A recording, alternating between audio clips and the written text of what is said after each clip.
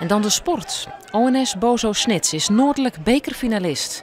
Tjen Meppeler Sportclub MSC kwamen de Snitsers juster met de hakken hoe de sleet. Een flitsende start voor de topplasser, want dit is een pegel van Ale de Boer. Al na 8 minuten is het 1-0 in het voordeel van de Snitsers. Een heel mooi schot van goed 25 meter afstand en keeper Mark Halterman krijgt er geen grip op.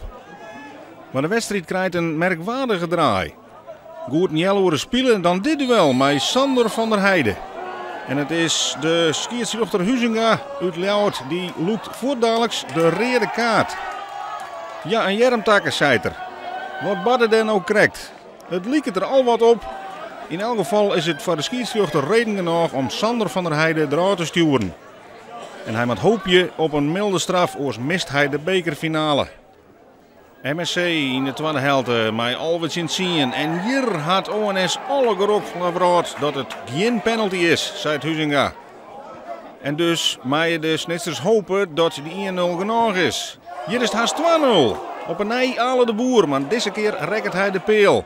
En het blijft een iepen wedstrijd. En MSC groeit in de wedstrijd. En dit is een voortreffelijk doelpunt van Carlos Lopez Macedo. MSC, ja, die ploeg had een reputatie opgebouwd.